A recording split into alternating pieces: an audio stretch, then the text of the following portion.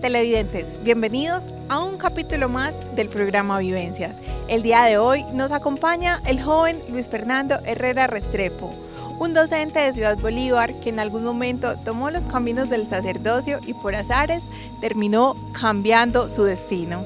Los invito para que conozcan un poco más de esta historia.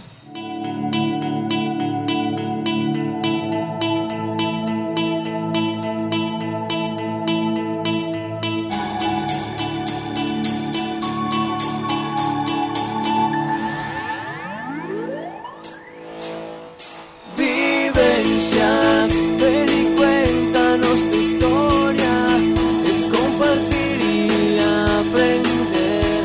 Vivencias, el programa que quiere la gente como tú. Luis Fernando Herrera Restrepo es un docente ciudbolivarense, es el mayor de 2 hijos y gran parte de su niñez la vivió en la plaza de mercado del municipio, lugar donde sus padres tenían negocio. A la edad de 8 años inició su experiencia como monaguillo en la parroquia de la Ermita, labor que le permitió darse cuenta de su vocación y cercanía con la parroquia y la religiosidad. Esa vocación lo llevó al seminario. Sin embargo, llegó un momento de su vida en el que debió tomar decisiones y una de ellas fue no continuar allí. Conozcamos las vivencias de Luis Fernando. Luis, bienvenido al programa Vivencias. Hola Luisa, muchas gracias por la invitación. Bueno, el día de hoy estamos acá con un hijo de Ciudad Bolívar que nos va a compartir un poco de su historia. Luis, ¿naciste acá en una familia conformada de qué forma? Luisa, bueno, te cuento un poquito de quién es Luis Fernando. Yo soy de acá de Ciudad Bolívar, nací en 1989 en una familia conformada por mi padre Luis Aníbal Herrera Ríos y mi madre María Isabel Restrepo.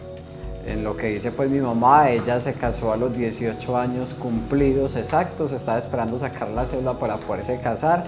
Y mi padre pues sí tenía un poquito más de edad, de 33 años creo que se casó mi papá y mi mamá de 18 años. Soy el hijo mayor y tengo un hermano también. En la vida de colegio, ¿cómo fue esa época de escuela, de colegio?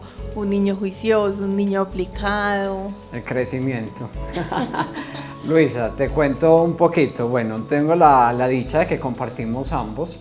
El kinder del padre o estudiar en el kinder del padre, que era un lugar muy apropiado acá en Ciudad Bolívar, en los cuales muchos niños obviamente pasábamos allí un buen parte de tiempo, más o menos tengo uso de razón de 4 años a 5 años y medio aproximadamente estuve en el kinder del padre, pero antes del kinder, bueno, propiamente pues en la casa. Mi papá y mi mamá siempre han sido comerciantes. Ambos tuvieron un puesto o un local comercial en la plaza de mercado. Mi papá en el primer piso y mi mamá en el segundo piso de la plaza de mercado. Cuando eso, pues obviamente era muy buscada la plaza de mercado del municipio para todo el tema de comercio, carnicería, revuelto, una cantidad de cosas. Entonces casi que mi infancia o mis años desde que tengo conciencia, la pasé en la plaza de mercado, correteando por allá por todos esos pisos, haciendo travesuras también. Allá tengo gran parte de mi crecimiento y de mi infancia, obviamente, y mi recorrido en la plaza de mercado. Qué sé yo, muchos familiares también tuvieron pues como almacén allí, tuvieron su carnicería, su revueltería, entonces con mis primos, amigos, familiares, la gran mayoría en la plaza de mercado. O sea, era un ambiente completamente familiar para ti. Sí, la plaza de mercado para mí fue un momento apropiado. En el tema no solamente de la economía de la familia, porque la familia pues obviamente subsistía a partir del negocio, los negocios en la plaza de mercado, sino también a partir de mi crecimiento como persona. Tanto que pues me acuerdo que le ayudaba a mi mamá en las ventas. Mi primera venta fue por allá como 80.000 pesos, si no estoy mal, en pura ropa interior. Pero 80.000 pesos en esa época era mucha plata. Sí. ¿Le dieron comisión o las gracias? Llamémoslo el mecato no faltaba, que las papitas porque soy muy amante de las papitas. Me han fascinado el mecato de las papitas con Coca-Cola, uff, delicioso. Desde muy chiquito me ha fascinado pues como ese mecato, entonces sí, me contemplaban mucho por ese lado con el mecatico que me gustaba. También en la plaza de mercado pues comencé con el tema de tener como mi dinero propio, mirar de qué manera sí, me podía yo surtir con el mecatico y alguna necesidad. Entonces también vendía bolsas de manigueta a 200 pesos, vendía yo. Pero eso es usura. En esa época, eso, mi madre. No, llamémoslo que era un buen negocio, era un buen negocio. En la plaza de mercado me paraba en las salidas de principales, las que ahorita dan como casi al de uno y donde está la parada pues como del bus. Ahí me paraba con mi hermano a vender bolsas y en ocasiones no era pues como de diario, sobre todo fines de semana. Y cuando no me iba para la Iberú, para la panadería de la Iberú. Me hacía allá afuera vender bolsas, tanto que una vez llegó creo que comisaría de familia o algo así, no recuerdo bien qué oficina fue la que llegó ahí y nos tomó los datos a mi hermano y a mi persona. Pues el porque estábamos trabajando pequeños y una cosa y la otra, citaron a mi mamá pues como la comisaría de familia que porque nos tenían trabajando, pues obviamente era porque nos gustaba a mi hermano y a mí pues cómo hacerlo, pero no era porque nos mandaran o algo así, no. Obviamente pues eso tenía que ver con la familia y porque siempre hemos crecido como en el tema de negocios. Te me adelantaste a esa pregunta, lo de las bolsas fue idea de ustedes como niños de qué podemos hacer que sea fácil y seguro, o en algún momento los papás le dijeron como, mijo, ¿usted por qué no hace esto que le puede ir bien? Luisa, mira, pues en el tema de negocio y en muchos lugares, cuando uno ve como gente encartadita con muchas bolsitas así como minutica, siempre uno veía que pedían una bolsa de más. Entonces una bolsa de más la cobraban, obviamente. Entonces vimos como la oportunidad en esa bolsita de más de poder obviamente pues como venderlas y tener como un ingresito pues como de más. Entonces digamos que vimos la oportunidad de comenzar con ese pequeño negocio de niños, de la venta de bolsas. Después de este episodio de las bolsas, ¿hubo como algún punto en el que, digamos de una manera formal, empezaron a trabajar con los papás o ya en su momento se empezaron a dedicar más como al colegio y a otras cosas? Bueno, después del tema del kinder del padre, que ingresamos a la escuela y ya tuvimos pues como todo ese proceso, digamos que nos sumamos al negocio de la familia. Pues le ayudábamos sobre todo fines de semana a mamá y a papá, pues como en el tema del almacén, al menos a estar pendiente y hacer compañía y aprender de ellos. Porque obviamente pues no era lo mismo que uno como niño vendiera al adulto o al quien trabajaba con mamá o con papá, pero estábamos pues como inmersos en ello, al menos colaborábamos.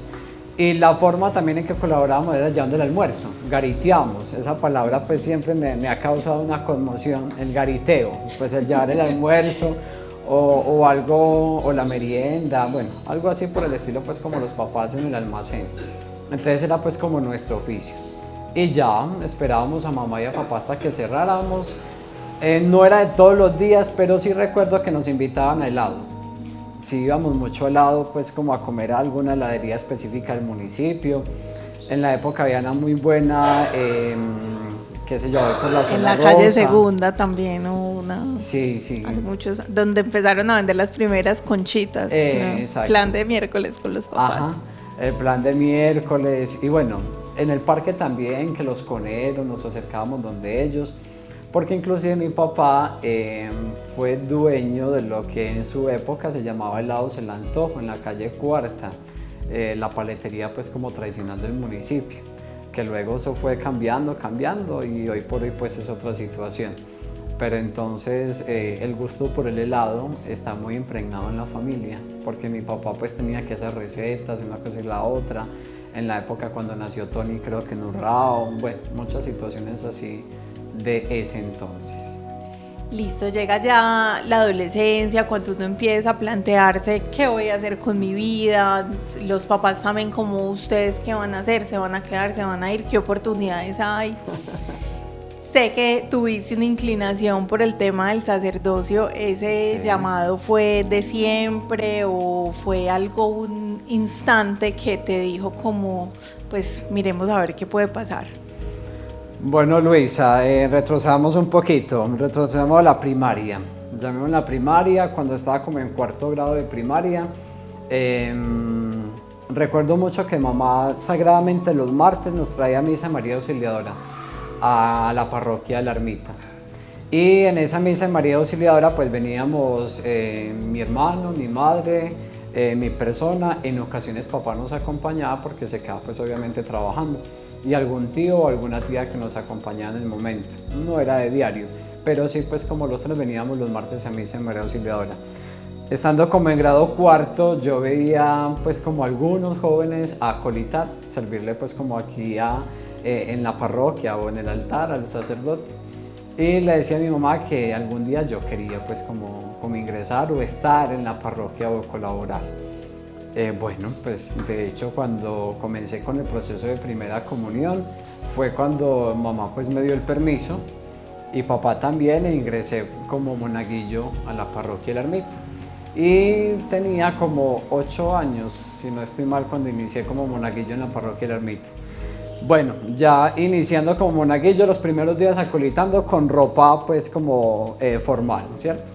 Ya luego llegó el momento de la consagración, pues es decir, es un momento muy bonito como niño, donde le imponen a uno la sotanilla o el alba blanca que se pone uno cuando va a servir en el altar, y ya me sentía grande. Grande. Sí, sí. Se Ya graduó. Sí, yo dije, ya alcancé.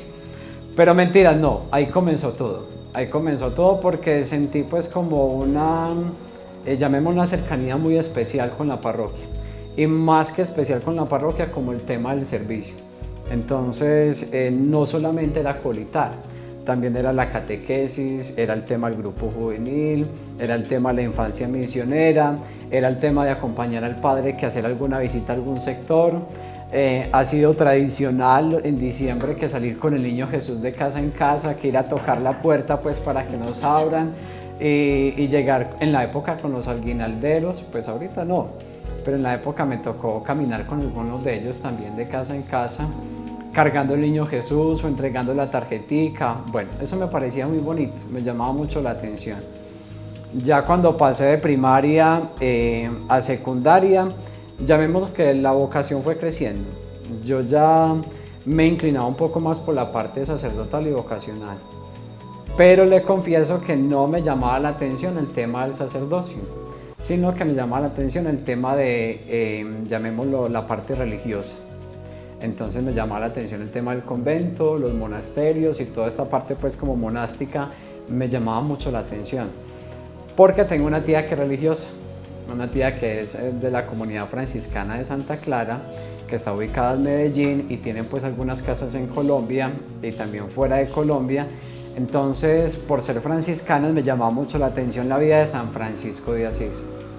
De hecho, mi primera experiencia fue con los franciscanos, pero fue una experiencia vocacional, estuve con ellos como 15 días. ¿Pero era algún tipo como de intercambio, retiro, o de pronto tú a través de esa tía pudiste tener esa experiencia, o eso algo que estaba abierto a todo el mundo? No, llamémoslo no abierto a todo el mundo, los que llevamos como un proceso vocacional, sí, como una forma de discernir la vocación y el servicio. Entonces, por medio de mi tía, sí, obvio, me contacté con los franciscanos conventuales ubicados en La Estrella, y una comunidad maravillosa, muy muy interesante la comunidad, y de hecho me le quito el sombrero, como decimos los paisas, a esta comunidad de servicio.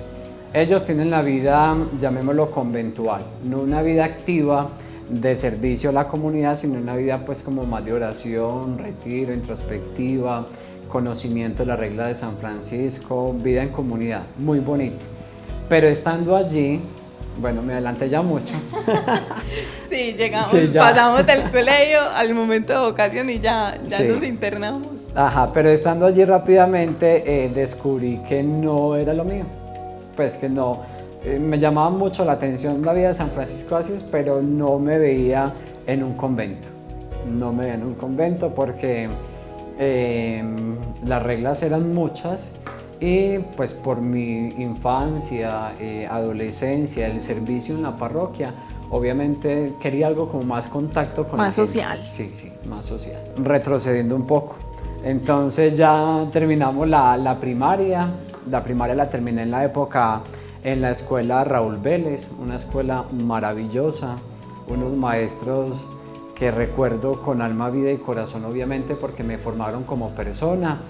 Luego me tocó la transición de Raúl Vélez a ser la María Auxiliadora, lo que hoy conocemos como Institución Educativa María Auxiliadora, y allí estudié hasta grado 9, porque no había promoción, no había la media, el único lugar, creo, era el San José. Sí, lo abrieron justo después de que nosotros pasamos 9, que ya ahí sí empezaron 10 y 11. Sí, justamente, pero bueno, ya nos matriculamos pues como en el San José del Citará. Allí conocí a la hermana, pues se me escapa el nombre de la hermana, creo que Dolly, si no estoy mal, y con esta hermana tuve la oportunidad de, que nos daba clase de religión en el San José del Citará, de llevar como a más profundidad el proceso vocacional. Pero entonces llegué como a 10º y me matriculé en el San José del Citará en el tema de comercio, la media técnica creo, de la técnica comercial en el San José. Y ya no me llamaba la atención tanto el sacerdocio, ya me llamaba la atención los números, la contabilidad, me llamaba la atención el trabajar en un banco. Entonces yo ya seguía como monaguillo en la parroquia y muy cercano a la parroquia, pero no con la claridad vocacional. Bueno, ingresamos pues como a 10º, en 10º pegándole duro pues como a todo el tema comercial, al profe Hernán que nos hizo trasnochar más de una vez con todo este tema del PUE, cuentas, bueno, cantidad de cosas con la modalidad comercial. Ya estando en 10º me llamaba la atención contaduría pública, mucho, muy fuerte. De hecho yo creía que iba a terminar estudiando pues como eso. Pero llegando a 11 volvió otra vez el tema vocacional y fue con el padre Hernán Suárez Calle como párroco de la ermita que me impulsó pues como a tener una experiencia vocacional en el seminario de Jericó, y allí pues creo que fue como más claro todo.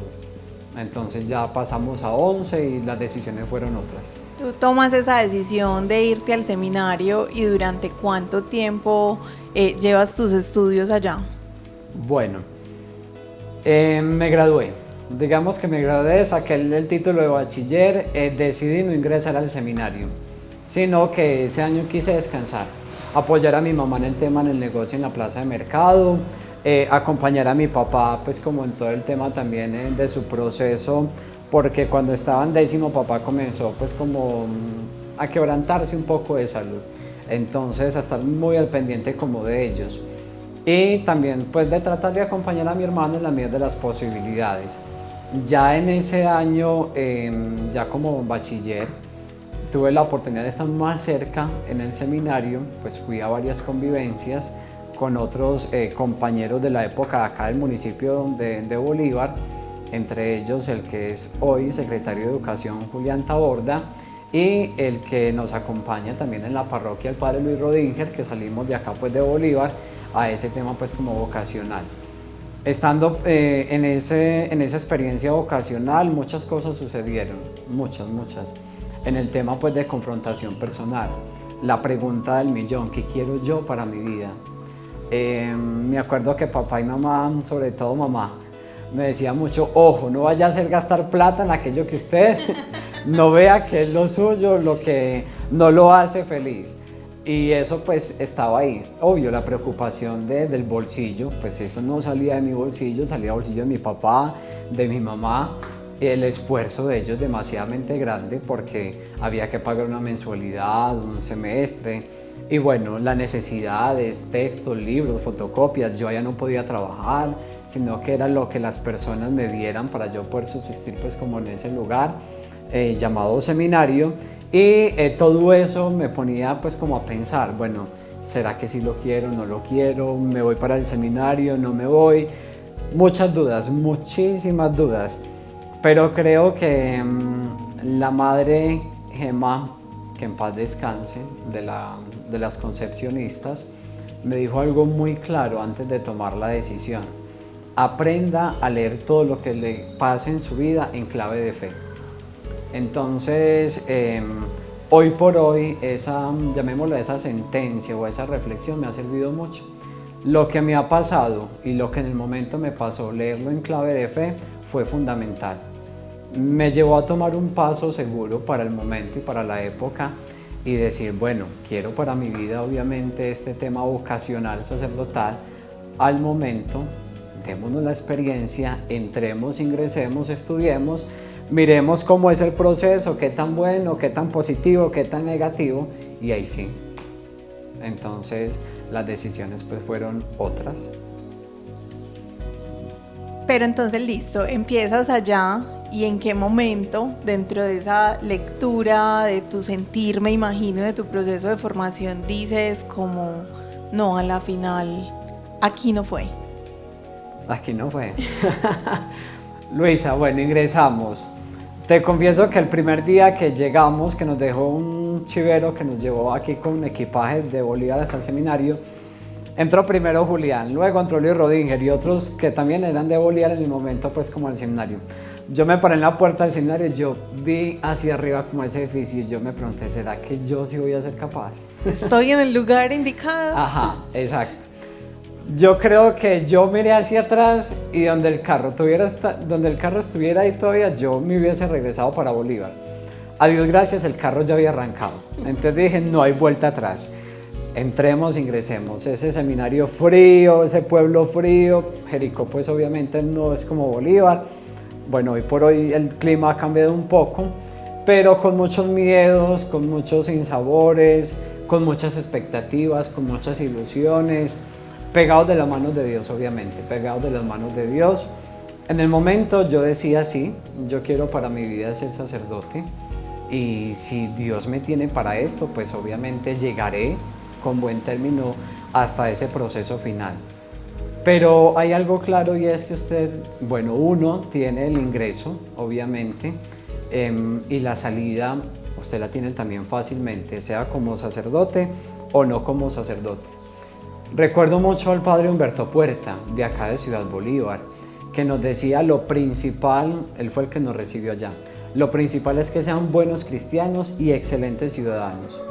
Ya a partir de eso, comience a jugar con todo el proceso vocacional. Porque al estar en el seminario no es fortuito para uno llegar, pues me ordené, listo, ya llegué. No, de hecho es un proceso, es muy bonito, pero tiene muchos sinsabores, muchos momentos de interpelación personal, muchos momentos de encuentro, muchos momentos de desierto en los cuales usted tiene que aprender como a discernir verdaderamente si voy a ser capaz. El compromiso que va a llegar obviamente a mí va a ser demasiadamente grande. No es lo mismo el estar fuera de que el estar dentro, con las múltiples problemáticas que la iglesia tiene hoy por hoy. Y bueno, y enfrentar todo eso para mí era nuevo. Pero a Dios gracias me di pues como el proceso. Yo hablaba mucho con mi mamá y con mi papá y con las personas de pronto que también me ayudaban porque fueron muchas personas de acá de Bolívar. Yo les decía, estoy aprendiendo, estoy creciendo, estoy madurando. Y obviamente lo importante es que esto es para Dios y ha de llegar. Y si no, pues el ser un buen cristiano va a ser la mayor ganancia. Y creo que eso hoy por hoy lo he logrado.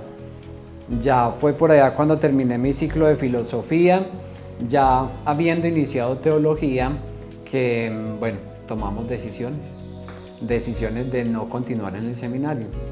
Recuerdo que eso fue como en mayo, una noche muy lluviosa, con mi director espiritual en una tensión obviamente porque había muchas problemáticas, no solamente llamémoslo contextuales, sino también familiares.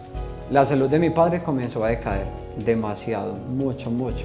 Mi hermano en la época estaba prestando servicio en el ejército y bueno, comenzaron en Bolívar el tema de los remates, entonces los negocios en la plaza de mercado comenzaban a bajar, las ventas ya no eran las mismas, los ingresos de la familia no eran los mismos, con mi papá había que viajar constantemente a Medellín a muchos exámenes, a citas médicas Y yo dije, pues la caridad empieza por casa.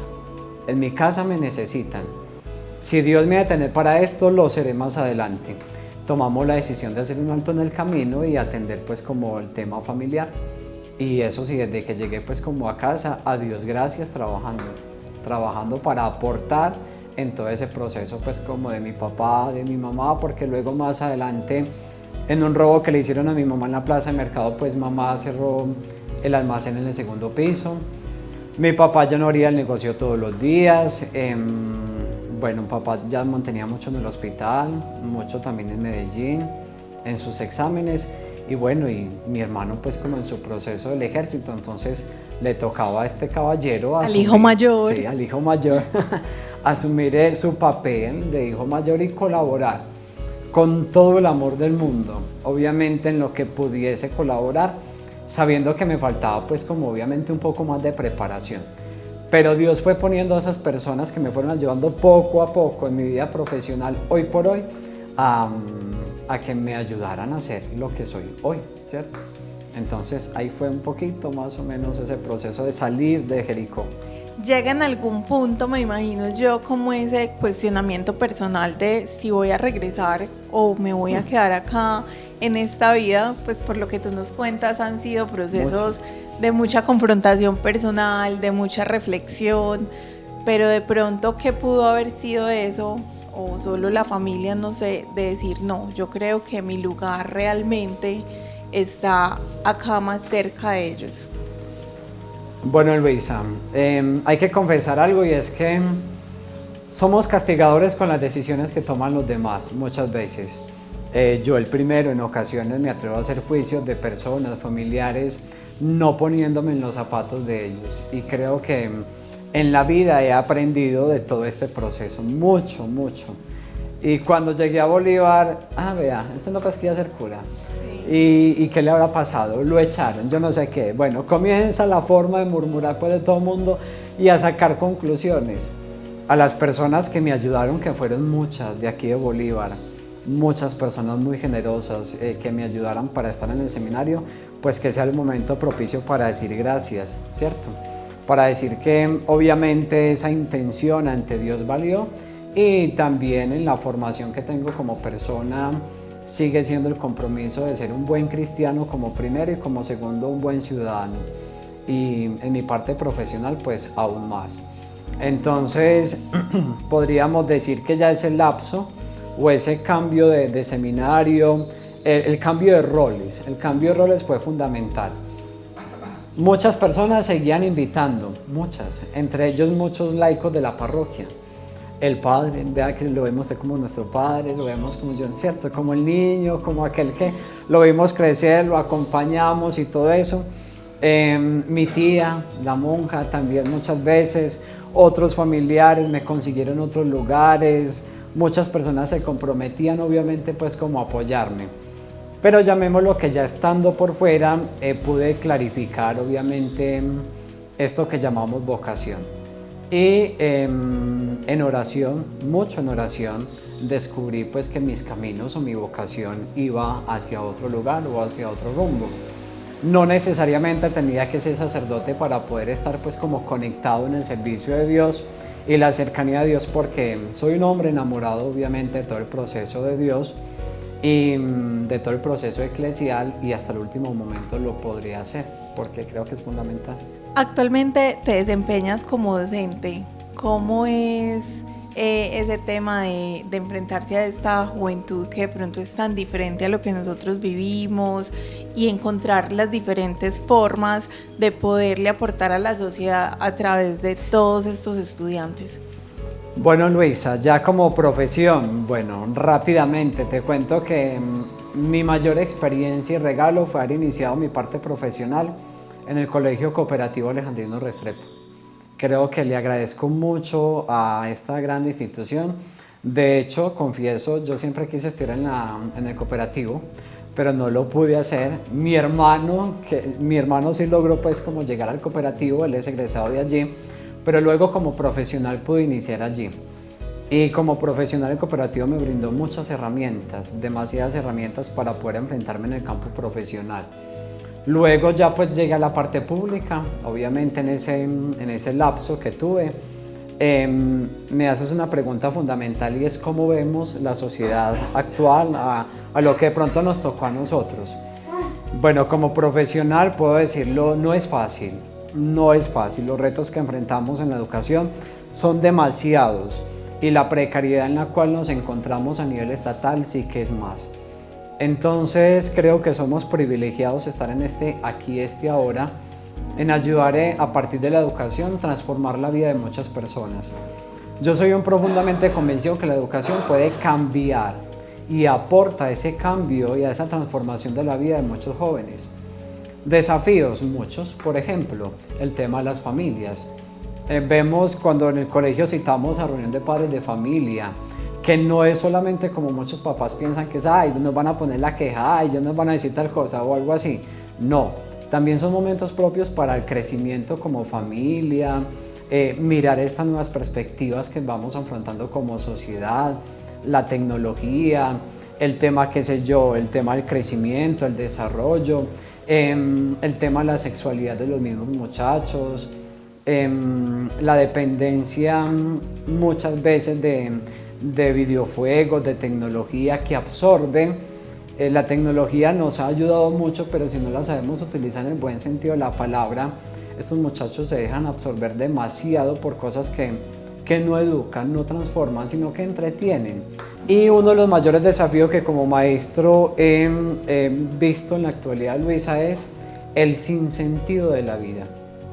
Yo soy profe de español, filosofía y ética, de 9º, 10 y 11, y encontrarme con muchachos que no saben quiénes son, no saben qué es lo que quieren para su vida. Aunque la sociedad les puede proyectar cantidad de situaciones para poder acceder a ellos a través de becas y otros momentos y otras cosas demasiadamente buenas y positivas, pero hay como una desmotivación. Entonces, ¿qué es lo que motiva hoy por hoy? ¿Qué es lo que nos moviliza o qué es lo que nos lleva a aquello que de pronto usted y yo soñábamos en días pasados? Ya nos dicen señores. Ya nos dicen señores, sí. Pero poder decir qué podemos hacer como sociedad nosotros para poder que estos muchachos de hoy tengan su rumbo o al menos tengan un poquito de claridad en qué es lo que quieren, a dónde quieren llegar. Creo que es uno de los mayores desafíos, Luisa. Luis, podríamos quedarnos acá, eres un conversador excelente. Yo creo que en temas de reflexión de historia nos podríamos ir largo, pero creo que con lo poco que nos has dado la oportunidad de conocer, no es solamente sobre tu vivencia, sino también sobre cómo podríamos nosotros reflexionar y tomar decisiones sobre nuestra vida personal. Muchas gracias por acompañarnos en este espacio el día de hoy. A ti, Luisa, muchas gracias. A Luis Fernando, pues tuve la oportunidad de conocerlo en el seminario, concretamente en los años 2009 y 2010, cuando fui enviado al seminario para ser formador y para ser profesor del seminario. Allí conocí a Luis Fernando, que estaba iniciando su proceso en el seminario, un joven inquieto, intelectualmente muy inquieto y además muy hábil. Como lo conocemos, realmente es una persona inteligente, es una persona muy capaz y sobre todo en Luis, ya lo recuerdo mucho en el tiempo del seminario, su capacidad de servicio, un joven realmente muy servicial. Y ahorita que he llegado a la parroquia de la Ermita, pues realmente he podido ver el trabajo que hace Luis Fernando como profesor y el trabajo también que realiza aquí en nuestra parroquia acompañando a algunos de los grupos, y muy especialmente valoro el trabajo que él hace con los niños acólitos, un trabajo tan acertado y un trabajo tan generoso, porque creo que además de ser un gran servidor, el servicio que presta Luis Fernando es un trabajo muy generoso. Creo que no hay mejor manera de describir al profesor Luis Fernando que diciendo de él que es un hombre, es un gran servidor, es una persona con una gran calidad humana y un hombre dispuesto a dar, a darse, a servir, y eso es lo que realmente es Luis, como en pocas palabras. Como todos los invitados que buscamos traerles a este programa Vivencias, el día de hoy, de la mano de Luis Fernando, nos queda una lección bastante hermosa. No importa que nos dediquemos, tampoco donde estemos, lo importante es ser buenos seres humanos. Vivencias.